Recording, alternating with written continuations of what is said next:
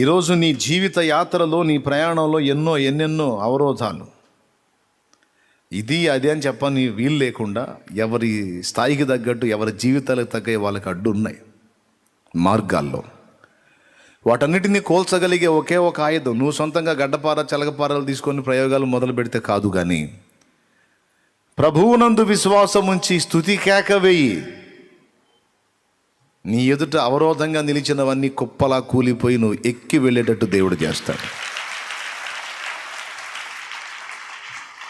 నీలో దేవుడు నింపి ఉంచినటువంటి విశ్వాసం అనే శక్తి ఉంది, దానికి కాస్త పని కల్పించమని చెప్తున్నాను ఈరోజు. నీలో దేవుడు నింపిన విశ్వాసం అనే శక్తి ఉంది, దాన్ని కొంచెం పని కల్పించమని చెప్తున్నాను నేను ఈరోజు.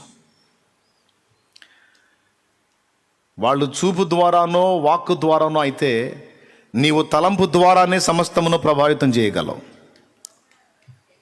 ఇది గొప్ప సంగతి. దేని ద్వారా? తలంపు ద్వారా, తలంచుట ద్వారా. అంతే. మీరు ప్రార్థనలో అడుగు వాటిని ఎల్లను పొందానని నమ్మండి అన్నాడు. నమ్మిన ఎడల అవి మీకు దొరుకుతాయి అన్నాడు. నేను చెప్పానా? మార్కు సువార్త 11వ అధ్యాయంలో పెద్ద ఆయన చెప్పాడు, చూడండి. నేను చెప్పలా, మార్కు సువార్త 11వ అధ్యాయము 24వ వచనం అంట. చదవండి. అందుచేత ప్రార్థన చేయనప్పుడు మీరు అడుగుచున్న వాటి నెలను పొంది ఉన్నామని నమ్ముడి, అప్పుడు అవి మీకు కలుగునని మీతో చెప్పు. దేవునికి మహిమ కలుగునుగాక. ప్రార్థన చేయున్నప్పుడు మీరు అడుగుచున్న వాటి నెలను పొంది ఉన్నామని నమ్ముడి, అప్పుడు అవి మీకు కలుగును. దేవునికి మహిమ. అక్కడ కూర్చొని తడవకోసారి కేకలేస్తుందేమో, ఆమె ఘోరమైన సాక్ష్యం ఆమెది. ఇక్కడ వర్ణించి చెప్పడానికి వల్లపడదు, కానీ ఆమె సైతం చెప్పుకోలేనంత ఘోరమైన సమస్య ఆమెది. ఏదో కేకలేసి పిచ్చిదానిలా కనపడుతుంది, కానీ మంచి ముదురామా, అంటే తెలివిగలది, తెలివి తక్కువది ఏం కాదు. ఆమె జీవితంలో దేవుడు చేసిన కార్యం స్పష్టంగా నా కళ్ళారా చూశాను నేను. ఘోరమైన స్థితిలో కనపడింది. నేను పోయినప్పుడు బెడ్ మీద నాకు శారీరకంగా మనిషి రీత్యా చూస్తే ఒక 4-5 రోజుల కంటే ఎక్కువ బతకని మనిషి ఆమె దారుణమైన పరిస్థితి నేను వర్ణించి చెప్పలేను. పర్సనల్ భయంకరమైనది. ట్యూబులు పెట్టేసి ఉన్నాయి ఆమె బాడీ అంతా, పైపులు పెట్టేసి ఉన్నాయి. ఘోరం. 2 చేతులు ఆమె మీద పెట్టి విశ్వాసంతో ఇదే ప్రార్థన చేసి ఆమెకు అదే చెప్పా, ఈ పైపులతో ఈ ఘోరమైన స్థితిలో ఇలా ఉన్నావు, దేవుడు నీలో విశ్వాసం అనే శక్తిని నింపున్నాడు. ఆ విశ్వాసాన్ని బట్టి నీవు నీ విశ్వాసపు తలంపులతో చూడు, ఇవన్నీ నీకు లేవు. వీటన్నిటి నుంచి దేవుడు నిన్ను విడిపించాడు. నువ్వు నార్మల్గా ఏ పైపులు లేకుండా పూర్తి ఫ్రీగా నువ్వు తిరుగుతున్నావు. దేవుడు నిన్ను స్వస్థపరిచాడని ఇదే నమ్ము.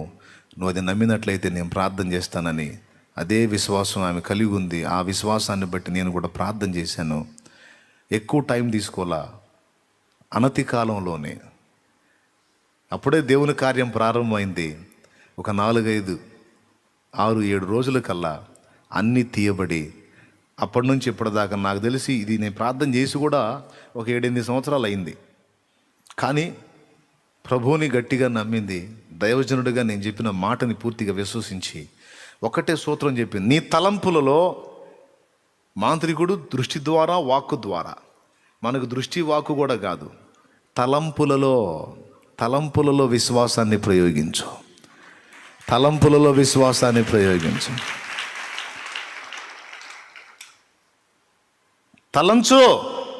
తలంచు నేను బాగుపడి తిని అని తలంచు, స్వస్థత నొంది తిని అని తలంచు, నాకు ఏర్పరచబడిన ఇవన్నీ తీసివేయబడినవి అని తలంచు.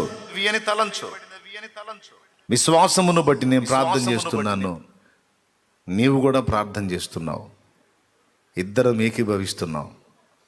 ఖచ్చితంగా అవన్నీ తొలగింపబడి నువ్వు నార్మల్ కండిషన్లో తిరుగుతావు.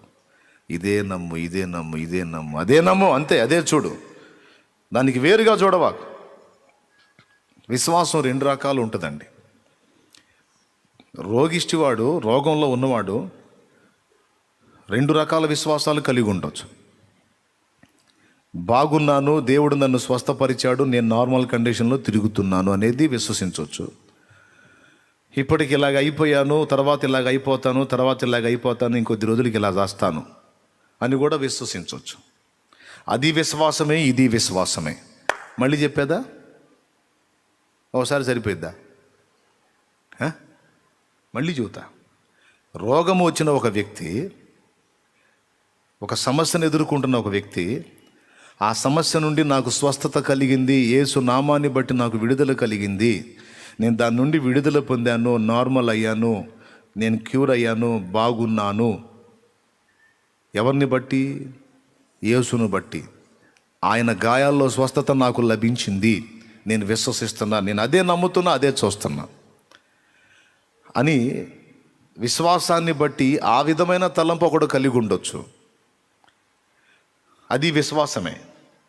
లేదు, ఇప్పటికి ఇలాగ అయిపోయింది, వైద్యులు చేతులు ఎత్తేశారు, ప్రార్థనలు కూడా పనిచేయలేదు, చాలామంది భక్తులు ప్రార్థన చేశారు, ఎంతమంది ప్రార్థన చేసినా పని చేయలేదు, ఇక ముందు చేసే ప్రార్థనలు కూడా పనిచేయవు, ఇప్పటికీ రోజుకు 3 పూట్ల తినాల్సింది 1 పూట తింటున్నాను, ఇంకా 4-5 రోజులు పోయిందంటే ఆ 1 పూట కూడా ఆగిపోయిద్ది, ఆ తర్వాత ఇంకంతా గ్లూకోజ్ బాటిల్ ఎక్కుతాయి, ఆ తర్వాత అవి కూడా ఎక్కవు, ఆ తర్వాత ఇంకా రోజు రోజుకి కాలు, చెయ్యి, నోరు అన్నీ పడిపోతాయి, చివరికి సత్తా. ఇది కూడా తలంపే, ఇది కూడా ఒక విశ్వాసమే. నీవేది విశ్వసించుచున్నావు, నీవు నమ్మిక చొప్పున నీకు కలుగునుగా, కానీ యేసయ్య అన్న మాట మర్చిపోవద్దు. నీవేది నమ్ముచున్నావో అదే నీకు జరిగిద్ది అన్నాడు. నీ విశ్వాసమే నీలో కార్యసిద్ధి కలిగించింది, నీ విశ్వాసమే నేను నీట నడిపించింది, నీ అవిశ్వాసం లేక అల్ప విశ్వాసం నేను నీట ముంచింది అన్నాడు. కాబట్టి నువ్వు ఏది ఏర్పరచుకుంటున్నావు, శక్తి నీలోనే ఉంది. నెగిటివ్గా అల్లుకుంటూ పోయావంటే దాని ఫలితమే చూస్తా పోతావు, పాజిటివ్గా అల్లుకుంటూ పోయావంటే అనుకూలమైన ఫలితాన్ని చూస్తావు. ఎందుకంటే ఆ కృప, ఆ పవర్, ఆ విశ్వాసం అనేటువంటి ఆ దినుసు ఏదైతే ఉందో అది నీలోనే పెట్టేశాడు ఆయన. దాన్ని నువ్వు ఎలా ఉపయోగిస్తావో దాని ఫలితమే పొందుతావు. నువ్వు నేను చెప్పిన మాటను విశ్వసించింది, అనుకూలంగానే చూసింది, బతికిపోయింది. 8 ఏళ్ళు, నాకు తెలిసి 7-8 ఏళ్ళు, డౌట్ లేదు. ఇప్పటికీ ప్రాణం తీస్తుంది దొరికితే. కూర్చో, దేవునికి మహిమ కలుగును గాక. అర్థమైందా? నేను చెప్పేది నిజం, కహాని కాదు, సాక్ష్యం చూపించాను. ఆమె దారుణమైన పరిస్థితిని ఎరిగిన వాళ్ళని కూడా మీ కళ్ళ ముందు చూపించాను. ఇది నా గొప్పతనం కోసం చెప్పట్లా, కొంపదీసి మళ్ళీ కూటమి అయిపోగానే అందుకే అన్నయ్య ప్రార్థన చేయమంటుందా నిన్ను అనుకుంటూ వస్తారు. ఏం లేదండి, నువ్వు చేయి ఉంచితే చాలు అన్నయ్య అని నేను చెబుతాను. నా చేతిలో శక్తి ఉందని కాదు, ఒక వ్యక్తిలో ఉన్న విశ్వాసాన్ని నెగిటివ్ వైపు నుంచి పాజిటివ్ వైపు తిప్పా. నేను తిప్పటానికి ప్రయత్నం చేస్తే తిరగటానికి అవతల వ్యక్తి సహకరించింది, వెంటనే కార్యం జరిగింది.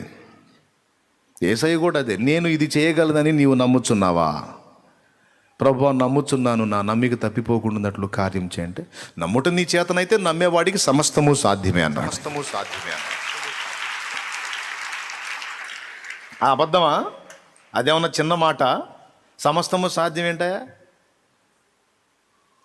అంటే 1 కోటి రూపాయలు అప్పులు కూడా తీరిపోతాయా? 1 కోటి రూపాయలు అప్పు దేవుడికి ఏం పెద్దదా అయింది? 10 కోట్లు కూడా తీరిద్దా? 100 కోట్లు మాత్రం దేవుడికి ఏమన్నా పెద్దదా? చెప్పవా? అబ్బాయి 10 కోట్లు అంటే పెద్ద మొత్తమయ్యా, అది మనల్లో అయ్యే పని కాదు. ఏదన్నా 100, 50, 1000, 10,000 అంటే ఏదో మనం చేస్తాం అంటాడా? అది నేనంటా మనిషిగా, అనే 10 కోట్లు అప్పు ఉందనే, మరి ఏదన్నా ఏంద్రా బాబు 10 కోట్లు అనేది, ఇంతవరకు అది ఎట్టుంటుందో కూడా నేను చూడలేదు. ఏదో 100, 50, 1000 ఏదో నాకున్న స్తోమతకు 2,000 ఏదో అన్న ఇంట్లో కష్టంగా ఉందంటే ఇదో నేను నాకున్న శక్తిలో చేయగలుగుతాను. వామ్మో 10 కోట్లే, అవి మొత్తం కొప్పేసి ఎట్టుంటుంది కూడా చూడలేదు నేను ఇంతవరకు అని నేనంట. దేవుడు అంటాడా? నువ్వు దేవుని దగ్గరికి, దేవా పెద్ద మొత్తం దేవా 10 కోట్లు దేవా అంటే, అమ్మో అంత పెద్ద మొత్తం అయితే నేనేం చేయలేనమ్మా అంటాడు దేవుడు. ఎర్రి మొహమా, 10 కోట్లు ఏంది, 100 కోట్లు ఏంది, 1000 కోట్లు ఏంది, ఎన్నైనా నా ముందు ఏది నిలవదు. నమ్ముట నీ చేతనైతే నమ్మవానికి సమస్తము. పెద్దగా చెప్పు. రైట్. సైతాను గారు చేసే కుట్ర ఏమి లేదండి. మనలో ఉన్న విశ్వాసం అనే శక్తిని నెగిటివ్గా తిప్పుతాడు వాడు. అది వాడి సక్సెస్ వెనక కారణం. అర్థమైందా? మనలో ఒక శక్తిని దేవుడు నిస్త్రాణంగా ఉంచాడు. లోపల ఉంది మనలో. ఆ శక్తిని నువ్వు ఎటు తిప్పుతావో అటు ఆ ఫలితం వస్తుంటుంది నీకు. నీలో ఉన్న విశ్వాసాన్ని నువ్వు ఏ విధంగా ప్రయోగిస్తావో దాని ఫలితాన్ని పొందుతావు. ఇదొక్కటి నీకు అర్థమైతే చాలా సంతోషం. ఒక తల్లి వచ్చింది, పెళ్ళై 17 సంవత్సరాలు అయింది బాబు, కానీ ఇంతవరకు నాకు సంతానం కలగలేదు. చాలామంది చేత మాటలు పడ్డాను, రకరకాల అవమానాలు పడ్డాను అని ఇదే శుక్రవారం రోజు ఉపవాసంతో వచ్చి కూర్చుంది పాకలో. ఇదే మాట చెప్పాను. ప్రేయర్ అయిపోయింది. కూటమి ముగింపులో ఇలా గర్భఫలం లేక ఇబ్బంది పడుతున్న స్థితిలో ఉన్న వారి కోసం చెప్తా కదా, అలా చెప్పినప్పుడు ఆమెకు కూడా చెప్పాను, నేను గొడ్రాలిని, నాకు గర్భంలో దోషాలు ఉన్నాయి, గర్భసంచి సమస్యలు ఉన్నాయి, లేకపోతే పురుషునికి సమస్యలు ఉన్నాయి, ఇవన్నీ తీసి దెబ్బలో కొట్టు.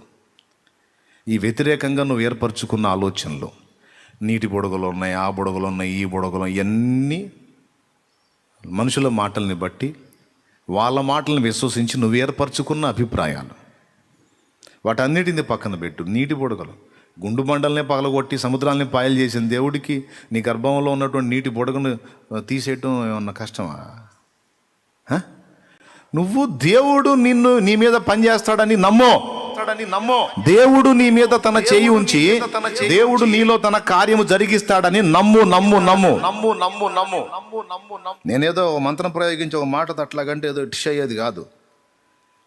నీ విశ్వాసమును బట్టి దేవుని ప్రభావం నీ మీదికి వచ్చి నీలో ఆయన కార్యము జరిగిస్తాడు. కన్ఫర్మ్. నమ్మది. నీ గర్భదోషాలు తొలగించబడ్డాయి. నీ చేతులు ఇలా ఉంచు విశ్వాసంతో. ఆ చేతిలో పొత్తిళ్లలో ఉన్న పసికందును చూడు. నీ తలంపుల్లో విశ్వాసంతో పొత్తిళ్లలో ఉన్న పసికందు నీ చేతిలో ఉన్నాడు, విశ్వసించి చూడు.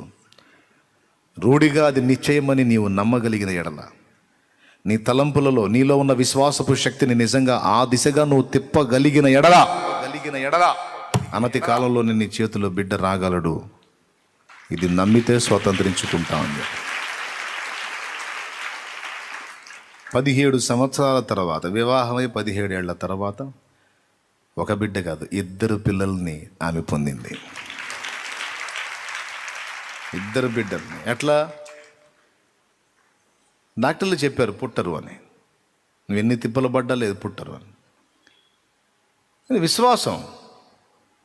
ఆ ప్రయోగం అయిపోయింది, ఈ మందులు ఆడాను, ఆ ప్రయోగం అయింది, ఈ ప్రయోగం అయింది, అన్నీ అయిపోయినాయి, ఇంకెక్కడలే, ఇంకేముందిలే, ఇంకా కష్టమేలని నీలో ఉన్న విశ్వాసాన్ని వ్యతిరేకంగా నెగిటివ్గా ఏర్పరచుకుంటున్నావు.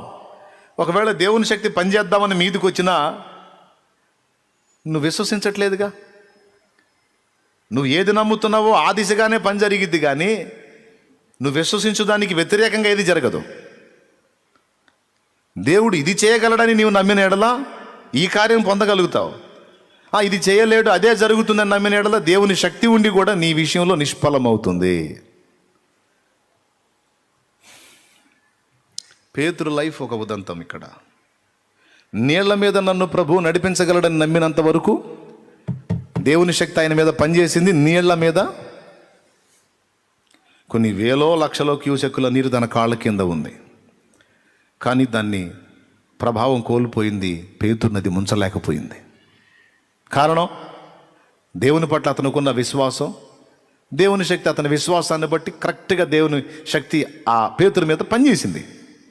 పనిచేసి ఒక మానవుడై ఉండి, ప్రకృతి సంబంధి అయిన మనుషుడై ఉండి ప్రకృతికి విరుద్ధమైన క్రియ చేస్తున్నాడు ఆడ. కానీ ఎప్పుడైతే దేవుని యందలి విశ్వాసాన్ని పక్కన పెట్టి ప్రతికూలత వైపు దృష్టి పెట్టాడు, ఆటోమేటిక్గా మునిగిపోవటం మొదలుపెట్టాడు. మునిగిపోవటం మొదలుపెట్టి ఒక తెలివైన పని చేశాడు. అక్కడ మళ్ళీ నమ్మాడు, మళ్ళీ విశ్వసించాడు. ఏమని తెలుసా? నేను ఇప్పుడు మునిగిపోతున్నాను, అయినా నా ప్రభువుని కేక వేస్తే నేను నిలవగలుగుతాను. ప్రభువా ప్రభువా నన్ను రక్షించు. ఆగిపోయాడు అక్కడ. ఎప్పుడైతే ప్రభువా నన్ను రక్షించన్నాడో అక్కడ ఆగిపోయాడు. లేకపోతే ఎంతసేపు అయింది మునిగిపోవటం? చిన్నగా మునుగుతారు నీళ్ళల్లో, ఏమండి? మెల్లిగా అని మునుగుతారు నీళ్ళల్లో. ఎప్పుడైతే కాళ్ళ కింద నీళ్లు మీదకి రావటం మొదలుపెట్టినాయో వెర్రి కేక వేశాడు, ప్రభువా నన్ను రక్షించండి. ఎందుకు వేశాడు తెలుసా? ఆ కేక వేస్తే అవి ఆగుతాయని. ఆ కేక వేశాడు, అవి ఆగిపోయినాయి. అంటే అతని మీద దాడి చేయటం ఆపేసినాయి, మళ్ళా లోబట్టం మొదలుపెట్టినాయి. అప్పుడు ప్రభు చేయి అందించి, అల్ప విశ్వాసి ఎందుకు సందేహపడ్డావు? అంటే నీలో దేవుని శక్తి విషయంలో సందేహం రానంత వరకు ఆ శక్తి నీ మీద నిలిచి ఉంటుంది. దేవుని శక్తి విషయంలో నీకు విశ్వాసం కరెక్ట్గా ఉన్నంత వరకు ఆ ప్రభావం, ఆ పవర్ నీ మీద పనిచేస్తుంది. ఎప్పుడైతే డౌట్ వచ్చిందో ఎంత గొప్ప ప్రభావం కూడా నీ మీద పనిచేయటం మానేస్తుంది. అందుకే చెప్పాడు, సమస్తము సాధ్యమే అనే మాటకు ముందు నమ్ముట నీ చేత అయితే అన్నాడు. ఇక్కడ మనం సాధన చేయాల్సింది నమ్మటం. చెప్పబోయా ఏం సాధన చేయాలా? నమ్మటం, అంతే. దేవునికి మహిమ. ఈ మందిరంలో ఇక్కడ కూర్చున్నాం, అటు పక్క అన్ని పిచ్చి మొక్కలు, అడుగుతుమ్మ కంప ఆ పక్క. ఆ రోజు దాని వైపు మీకు చూపించి, దానికి వెళ్ళి చూపించి, మీకేం కనపడుతుంది? ఎవరు అన్నారు? అడుగుతుమ్మ చెట్లు అన్నారు. విశ్వాసంతో చూడండి, అక్కడ మందిరం కనిపించట్లేదా అన్న. అప్పుడు అందరూ కలిసి అవును విశ్వాసంతో చూస్తున్న అక్కడ మందిరం ఉంది అన్నారు. మీ నమ్మిక చొప్పున జరుగును కాక అని పలిక, మందిరం అయిపోయింది.